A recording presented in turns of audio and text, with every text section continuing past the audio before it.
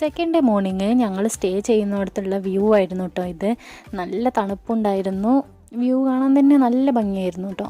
പിന്നെ അവിടെ തന്നെ ഫുഡും ഉണ്ടായിരുന്നു. അപ്പോൾ ഫുഡൊക്കെ കഴിച്ചിട്ട് ഞങ്ങൾ കുറച്ച് നേരം അവിടെ തന്നെ നിന്നു കേട്ടോ. പിന്നെ ഞങ്ങൾ റെഡി ആയിട്ട് പുറത്തേക്ക് ഇറങ്ങി.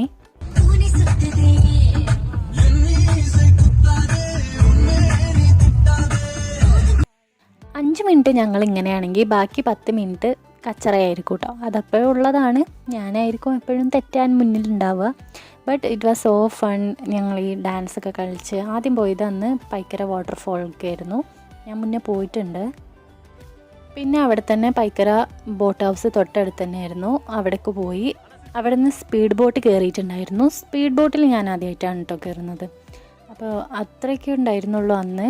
പിന്നെ ഞങ്ങൾ തിരിച്ച് വീട്ടിലേക്ക് പോന്നു. ഫുൾ കോടയായിരുന്നു കേട്ടോ അവിടെ.